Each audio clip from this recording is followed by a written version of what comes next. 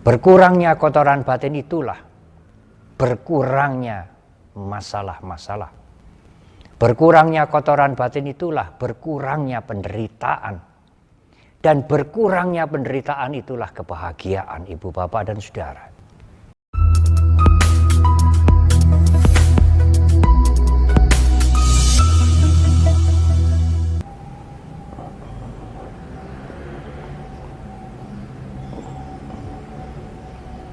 Namo tassa bhagavato arahato sama sambuddhassa. Namo tassa bhagavato arahato sama sambuddhassa. Namo tassa bhagavato arahato sama sambuddhassa. Attanang dhammayanti panditati.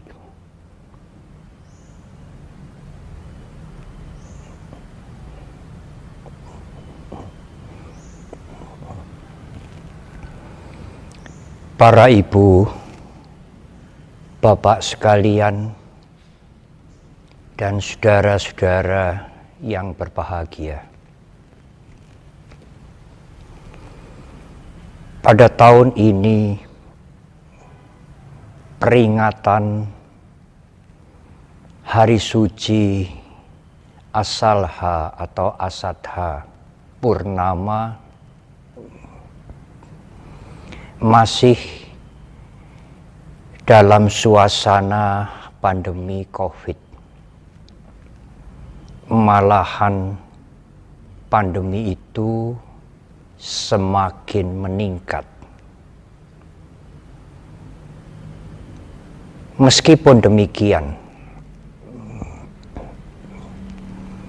tidak mengurangi, bahkan tidak menghapus makna asalha. Justru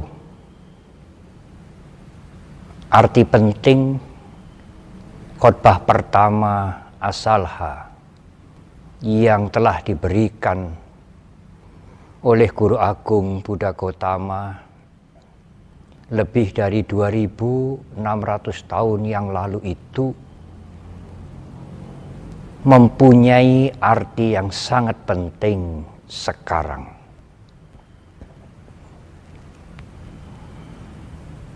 Dalam suasana serba terbatas, dan keterbatasan itu karena pandemi COVID ini,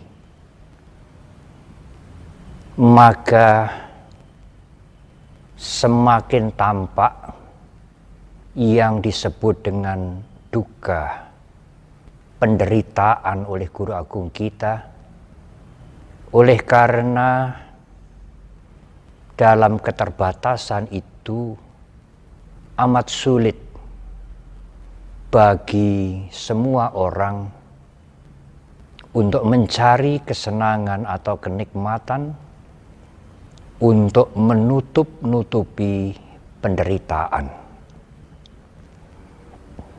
Dan itulah yang selama ini sering, bahkan hampir dilakukan oleh semua orang. Tidak menyelesaikan penderitaan, tetapi hanya menutupi penderitaan dengan kenikmatan. Menutupi penderitaan dengan mencari kesenangan, sehingga pada saat kenikmatan dan kesenangan itu sulit ditemukan lagi, penderitaan itu menjadi muncul dalam bentuknya yang mencengkeram kehidupan ini. Disinilah signifikan dari khotbah pertama itu, karena kalau kita tidak bisa menutupi lagi penderitaan, kita harus mengetahui sebab penderitaan, sehingga kita bisa menyelesaikan penderitaan, setidak-tidaknya mengurangi penderitaan dengan cara yang benar. Tidak sekadar menutupi penderitaan hanya dengan kenikmatan dan berbagai kesenangan. Para ibu, para bapak, dan saudara-saudara, hari suci Asalha atau Asada sesungguhnya bukan hanya memperingati khotbah pertama, tetapi memperingati saat Tiratana atau Triratna menjadi lengkap dalam kehidupan kita sekarang pada masa Guru Agung Buddha Gautama. Saat purnama di bulan Asalha, sekali lagi atau Asada, itulah lengkap permata Buddha, Guru Agung kita, permata Dhamma. Pada saat itu Guru Agung membabarkan khotbah tentang pemutaran roda Dhamma yang berisi inti dari seluruh ajaran Guru Agung kita. Dan pada saat purnama Asada itu pula Guru Agung kita mendirikan atau membentuk sangga yang pada saat awal terdiri dari 5 biku pertama, yaitu Yang Mulia Kondanya Wapabadia, Mahanama, dan Asaji, bersama-sama dengan Guru Agung kita Buddha Gautama sendiri. Ibu, bapak, dan saudara, sebagaimana saya sampaikan secara garis besar di depan,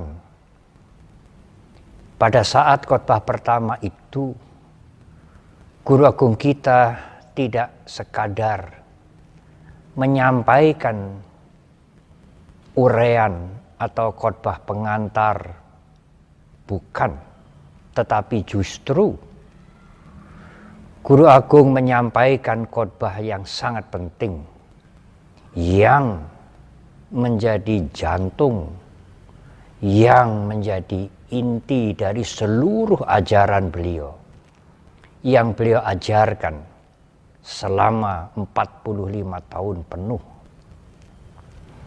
Tidak lain adalah Cattari Arya Satchani, 4 kebenaran Arya. Ibu, bapak, dan saudara, pada saat awal Guru Agung membabarkan atau menguraikan 4 kebenaran Arya ini, Guru Agung berusaha untuk menyelesaikan lebih dahulu 2 macam cara ekstrim, 2 macam cara yang berkelebihan yang dilakukan oleh masyarakat pada waktu itu, bahkan mungkin sampai sekarang, dalam mencari kebahagiaan. Ekstrim yang pertama adalah menuruti hawa nafsu, karena berpandangan bahwa hawa nafsu yang terpenuhi akan membawa kepuasan dan itulah kebahagiaan. Guru Agung mengungkapkan bahwa hawa nafsu sebenarnya tidak pernah mengenal puas. Kebahagiaan dengan memenuhi hawa nafsu seperti hanya menutupi penderitaan dengan penutup yang sangat tipis yang disebut dengan kesenangan. Dan kesenangan itu sebentar akan lenyap. Penderitaan belum teratasi. Cara ekstrim, cara yang sangat berkelebihan yang kedua adalah menyiksa diri. Karena masyarakat pada waktu itu mungkin juga sekarang masih dengan menyiksa badan jasmani, maka kebahagiaan yang sesungguhnya akan muncul. Karena jasmani ini sumber segala macam masalah dan persoalan. Ternyata tidak.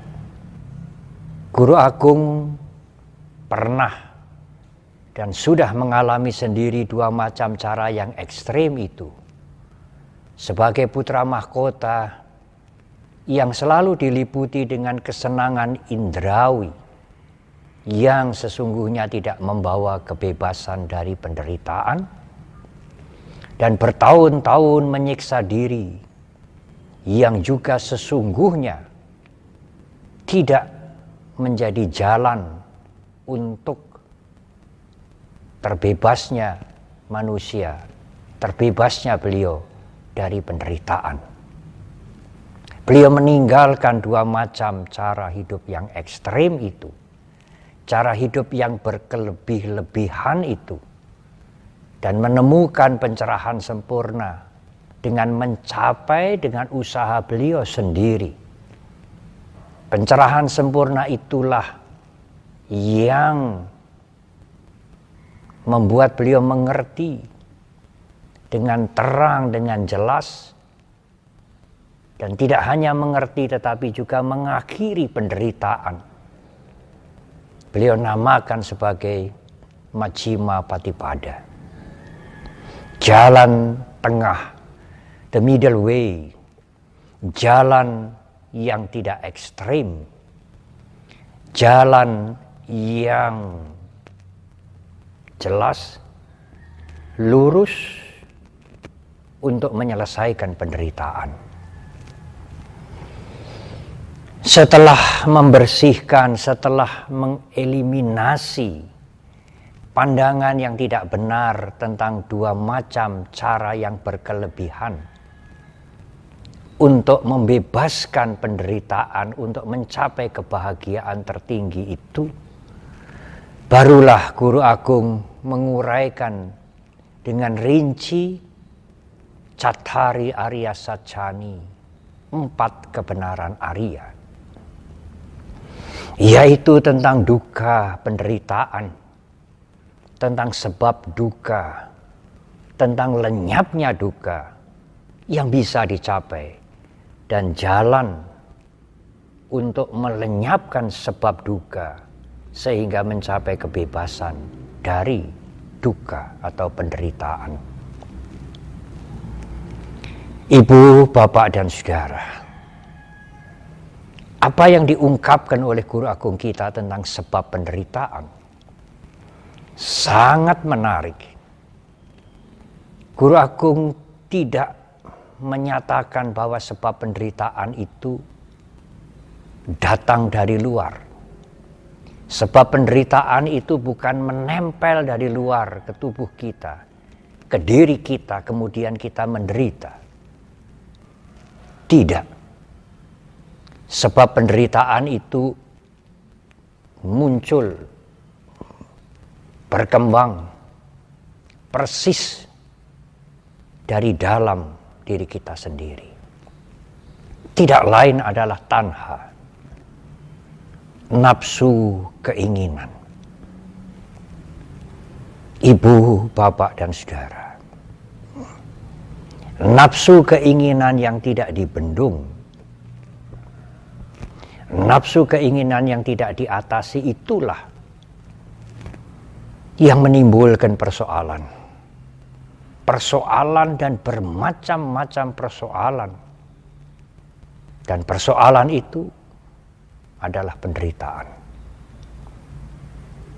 Kalau nafsu keinginan ini diteliti, ditelusuri, ditarik ke belakang, maka ujung-ujungnya adalah awija,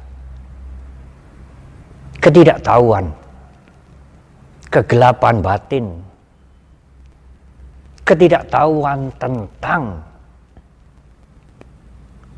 kehidupan ini sebagaimana yang sebenarnya. Ketidaktahuan atau kegelapan batin itu menutup pemikiran kita. Sulit melihat perubahan. Tidak bisa menerima perubahan. Berusaha untuk memegang, berusaha untuk mencengkeram apapun yang menyenangkan, karena menganggap yang menyenangkan itu adalah kebahagiaan. Ibu, bapak, dan saudara-saudara, memang siapa yang tidak bisa mengerti tentang perubahan? Apapun di alam semesta ini, utamanya kehidupan kita, tidak kekal, selalu berubah setiap saat.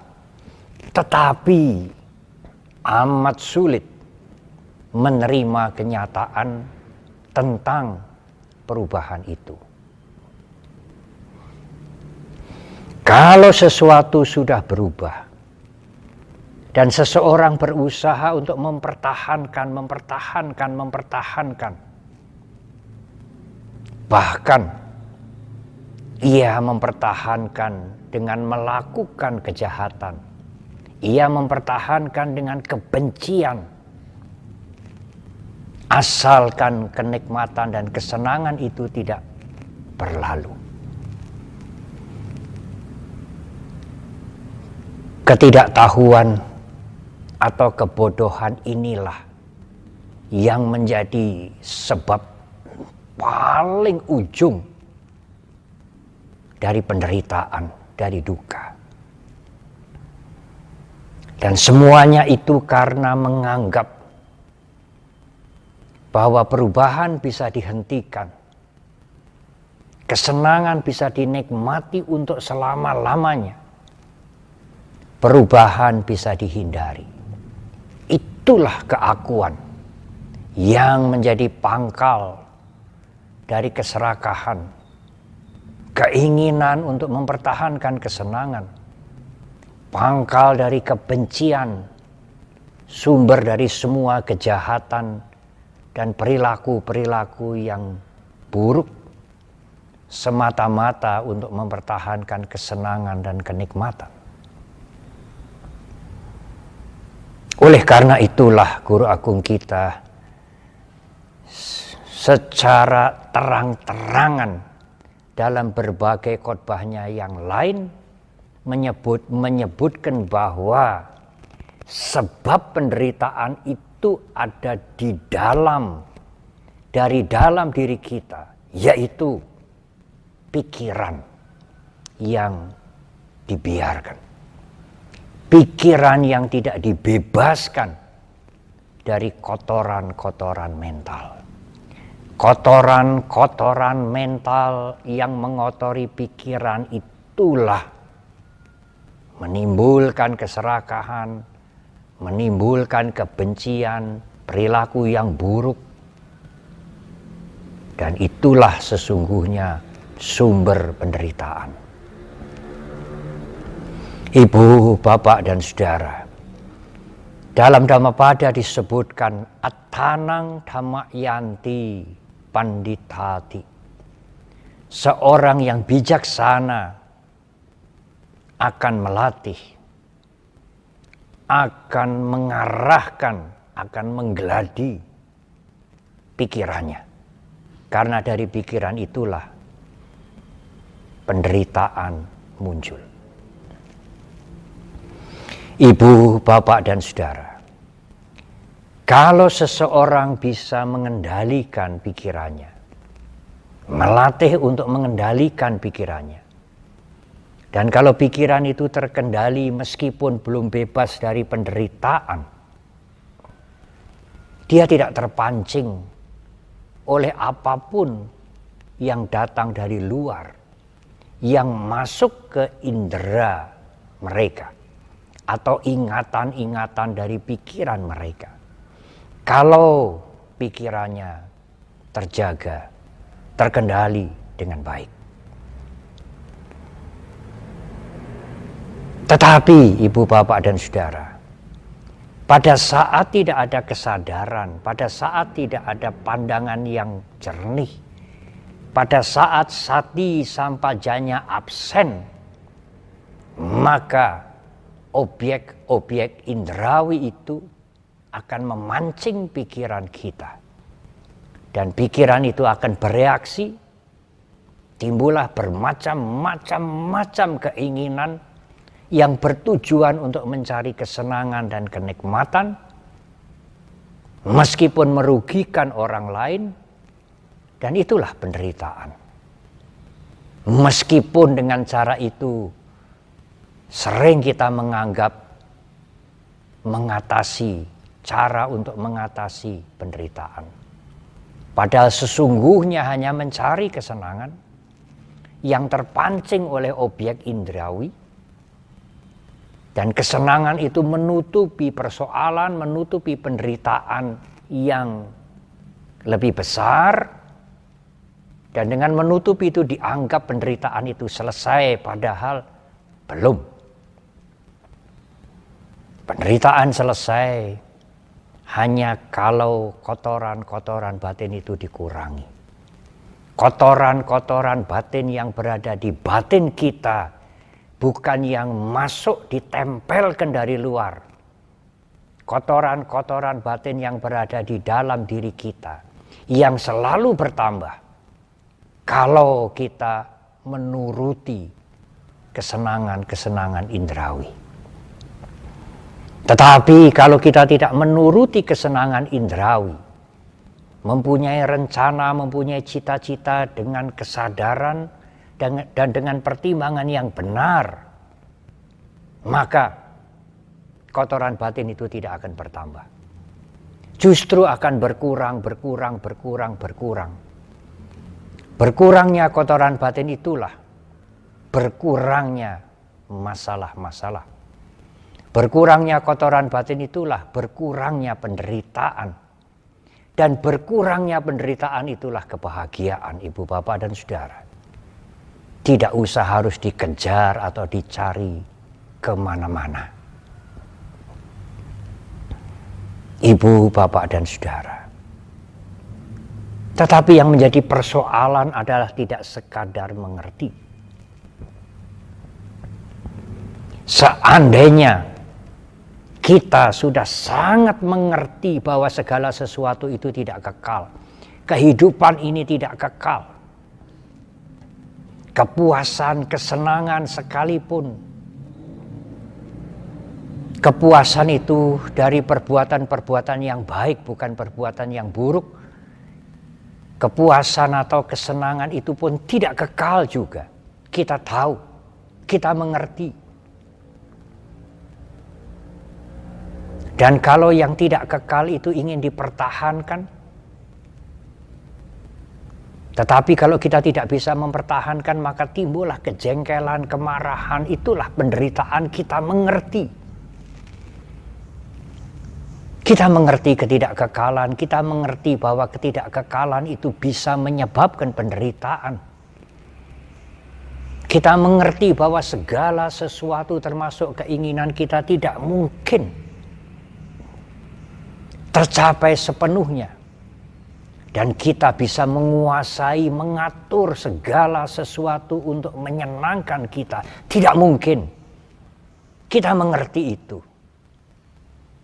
Kita mengerti anicca, kita mengerti dukkha, kita mengerti anatta. Mengerti benar mengerti, tetapi apakah dengan mengerti itu pikiran kita sudah bersih dari kotoran-kotoran? Pikiran kita sudah bersih dari kilesa, dari asawa? Kita sudah tidak lagi melekat, terikat pada kenikmatan. Kita sudah bisa menerima perubahan-perubahan karena kita sudah mengerti, sangat mengerti tentang anicca, dukkha, dan anatta. Mengerti perubahan, mengerti bahwa perubahan itu harus disikapi dengan bijak. Kalau tidak, bijak akan membuahkan penderitaan. Dan mengerti bahwa kita tidak mungkin mengatur, menguasai semuanya. Apakah dengan pengertian itu kita bisa mengurangi kotoran batin? Apakah dengan pengertian itu keserakahan bisa berkurang, kebencian bisa berkurang, keakuan juga bisa berkurang, bahkan bisa lenyap? Tidak, saudara. Pengertian memang penting, tetapi pengertian intelektual itu bukan cara yang ampuh untuk membersihkan kotoran batin. Meskipun kita mengerti perubahan, tetapi kalau kepuasan atau kesenangan yang sedang kita nikmati itu tiba-tiba lenyap, sulitlah kita menerima perubahan itu. Penderitaan mulai muncul. Kalau kesenangan itu sesuatu yang dianggap sangat penting kemudian lenyap, ada kalanya seseorang berusaha mati-matian untuk mempertahankan dan mengembalikan kembali. Apakah kekuasaan, apakah materi, apakah kemasyhuran, dan lain-lain. Bahkan dengan cara-cara yang merugikan orang lain tetap dilakukan. Meskipun dia mengerti perubahan. Meskipun dia mengerti dia tidak bisa menguasai semuanya. Mengapa pengertian yang dimengerti itu masih saja seseorang melakukan hal-hal yang membuta, mempertahankan yang tidak kekal, mencari kesenangan dengan merugikan orang lain karena kemelekatan. Kenikmatan yang sudah menjadi habit, kebiasaan yang dilakukan bertahun-tahun, lama sekali. Dengan segala macam cara kemudian lenyap. Sulit itu untuk diterima. Pengertian tinggal pengertian. Tetapi lenyapnya apa yang disenangi tidak bisa diatasi dengan pengertian. Melekat, lengket pada yang disenangi, yang bermacam-macam yang disenangi itu tidak bisa diselesaikan hanya dengan mengerti. Kelengketan itu, kecanduan itu, habit itu harus diatasi dengan pengendalian diri. Dengan sanghara, dengan mengendalikan diri, dengan memegang sila. Yang intinya adalah mengendalikan diri tidak melakukan hal-hal yang buruk, yang merugikan orang lain, merugikan makhluk lain dan dirinya sendiri, tidak dilakukan. Maka dia menutup pintu. Menutup pintu kotoran batin itu, tidak mencari-cari kenikmatan baru. Kalau seseorang mempunyai keinginan baru, rencana, tujuan, seharusnya ia dengan sadar mempertimbangkan lebih dahulu, menyaring lebih dahulu. Apakah keinginan dan rencananya ini baik, berguna, tidak merugikan yang lain, dan mampu dia lakukan. Bukan karena dorongan keserakahan, mencari kenikmatan meskipun merugikan orang lain. Selain mengendalikan diri untuk berperang melawan kotoran batin itu, kita harus melatih diri mempunyai ketenangan pikiran. Pikiran yang tenang, tidak mudah diusik oleh objek-objek indrawi yang memancing keserakahan dan kebencian. Dan ketenangan batin, ketenangan pikiran itu bisa dilatih dengan meditasi. Ibu, bapak, dan saudara, memang suatu saat saya pernah menerima pertanyaan yang menggelitik, tetapi menarik. Pertanyaan itu demikian, Bante, sebagai seorang umat Buddha yang mengerti Dhamma sudah tentu, apakah masih mempunyai musuh? Orang itu mengatakan, Bante, jawab saja dengan terus terang. Tidak usah dengan berdiplomasi. Sangat menarik pertanyaannya. Ibu, bapak, dan saudara, saya menjawab. Iya, sebagai umat Buddha, seorang umat Buddha masih mempunyai musuh. Terus terang saya sampaikan, tidak sembunyi-sembunyi. Tetapi ibu, bapak, dan saudara, hampir semua umat Buddha dari golongan manapun, dari aliran manapun, mengerti dengan jelas sekali. Bahkan saudara-saudara kami yang bukan umat Buddha, yang mengerti ajaran agama Buddha, juga akan mengerti sekali bahwa kalau umat Buddha berbicara tentang musuh, kalau Guru Agung Buddha Gautama berbicara tentang musuh, musuh itu berada di dalam diri kita sendiri. Bukan musuh makhluk lain atau orang lain atau siapapun yang berada di luar diri kita. Musuh itu adalah musuh yang bersarang, bermukim, dan mengganggu kita di dalam diri kita sendiri. Musuh itu adalah kotoran batin. Kotoran batin yang terpancing oleh objek-objek yang masuk melalui pintu indrawi, menimbulkan keserakahan, menimbulkan kebencian, kemarahan, kekejaman, kejahatan, dan keakuan yang terus beranak pinak. Itulah musuh-musuh kita, musuh-musuh semua orang yang bermukim, yang kerasan, nyaman tinggal di dalam diri kita, dan menuntut bermacam-macam kepuasan, dan kita memuaskan dia.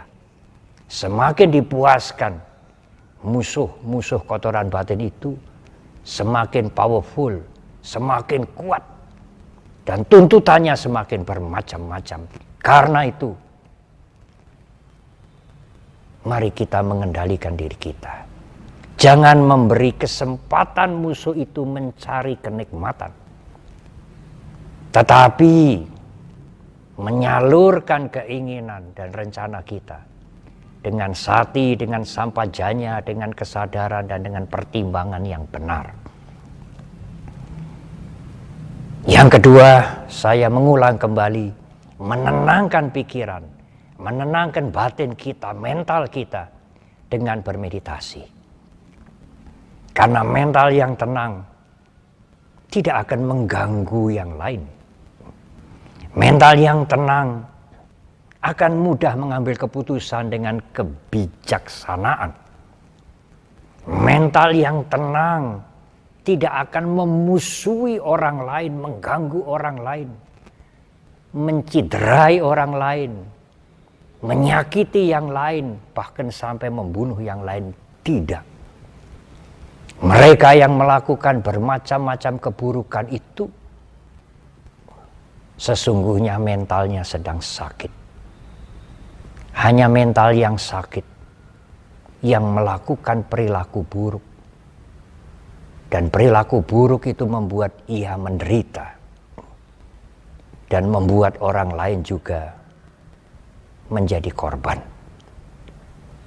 Sebaliknya mental yang tenang, pikiran yang tenang akan membuat hal-hal yang baik, yang berguna untuk dirinya, bermanfaat untuk orang lain.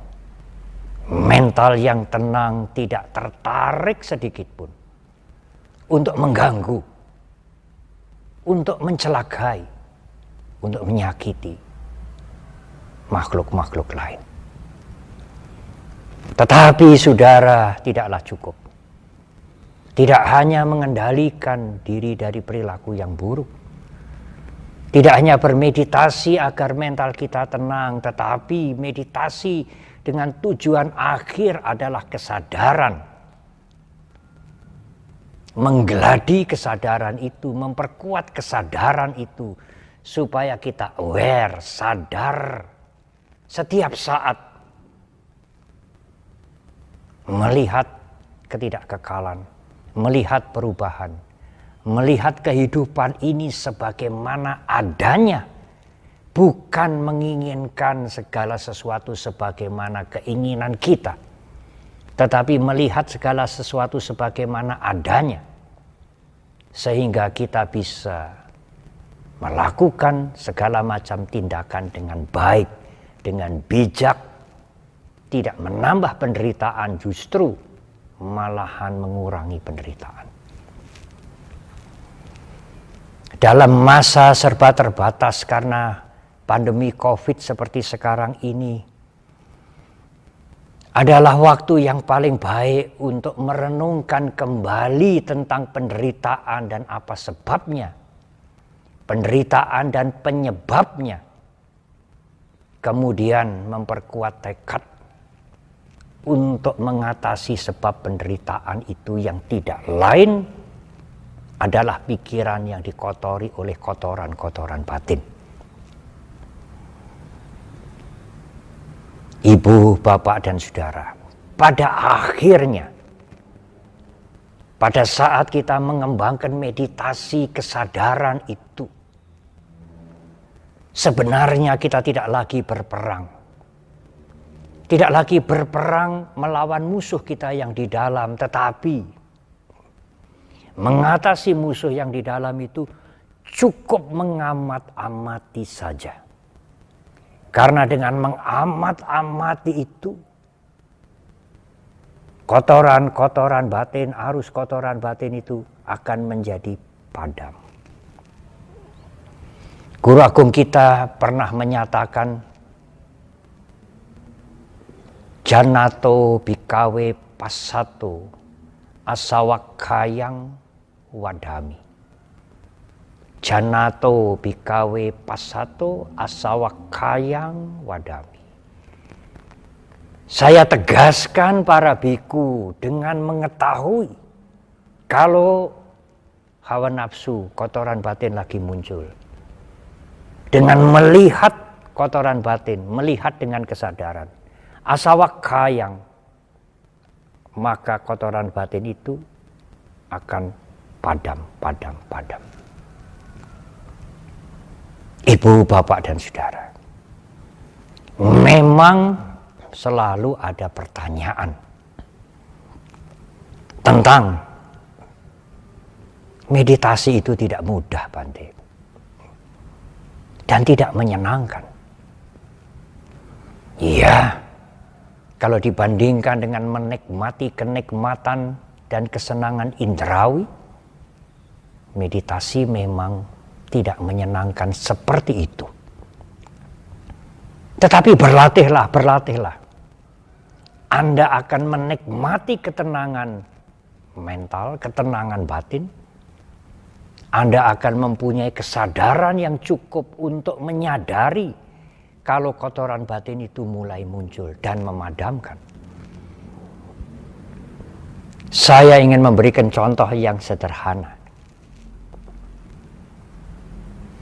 Kalau saudara-saudara, termasuk saya, yang bukan seorang penerbang, bukan pilot pesawat udara. Bagaimana kita membayangkan? Membayangkan saja sulit, saudara.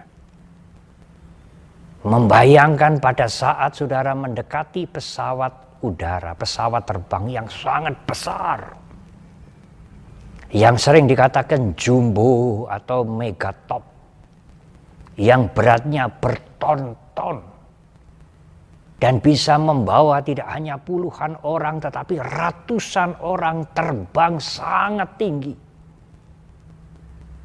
Bisa 8 kilo, 9 kilo, 10.000 meter, 10 kilo dari atas tanah ini, atas permukaan laut. Dan terbang berjam-jam. Pesawat yang demikian berat sekali membawa ratusan orang terbang jauh di atas tanah berjam-jam. Hanya dikemudikan oleh seorang pilot dan mungkin seorang co-pilot, seorang asisten. Saya, Anda sekalian yang bukan seorang penerbang tidak bisa membayangkan bagaimana menerbangkan pesawat yang sangat besar itu yang membawa ratusan orang berjam-jam. Tentu kita berpikir sangat sulit, sangat berbahaya sekali. Tetapi pilot dan co-pilotnya itu mampu. Mengapa mereka mampu? Apakah kemampuan itu tiba-tiba diberikan oleh kekuatan gaib? Oleh satu miracle? Tidak. Pilot dan asistennya itu berlatih. Berlatih bertahun-tahun untuk menerbangkan pesawat. Dan setelah dia mampu, dia melakukan penerbangan. Dan dia melakukan itu berkali-kali dan bagi dia itu sesuatu yang bisa dilakukan. Dia biasa menerbangkan pesawat yang megatop, yang besar sekalipun. Yang mungkin 5 jam, 10 jam terus terbang. Tidak mendarat dengan membawa ratusan orang. Dia mampu dan dia bisa. Dan yang mampu seperti itu tidak hanya 1-2 orang. Para pilot-pilot itu banyak sekali. Dia mampu karena dia melatih diri. Demikian juga meditasi, ibu, bapak, dan saudara. Anda bisa meditasi, sangat bisa. Mengapa tidak? Kalau ibu, bapak, dan saudara melatih diri.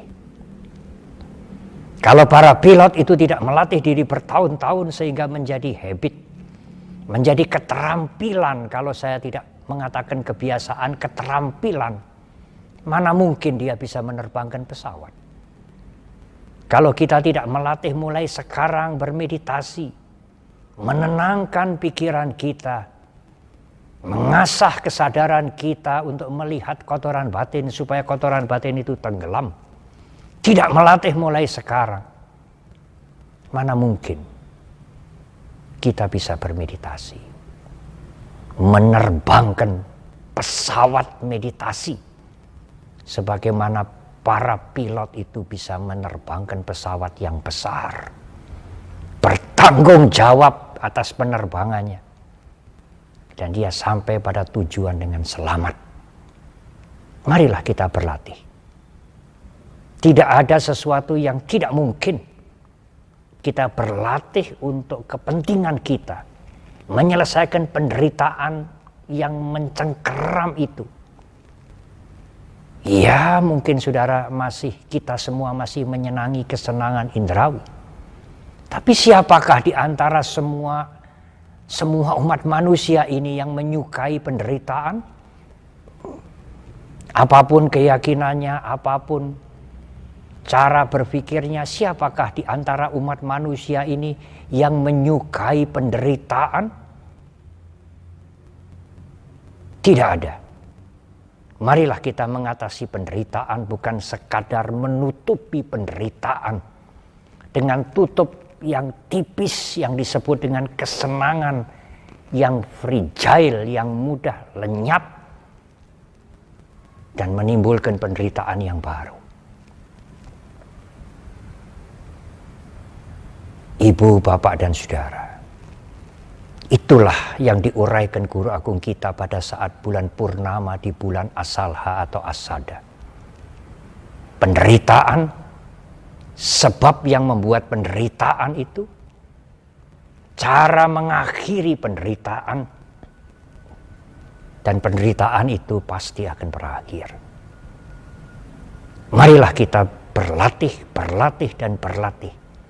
Meskipun penderitaan itu belum lenyap, dengan berlatih itu kita akan mengurangi penderitaan dengan mengurangi kotoran batin, memperkecil kotoran batin, memadamkan kotoran batin. Marilah kita berlatih, marilah kita berjuang untuk mengalahkan dengan cara yang bijak, yang tepat, musuh-musuh kotoran batin yang persis berada di dalam diri kita. Selamat memperingati Hari Suci Asalha atau Asada, tahun Buddhis 2565.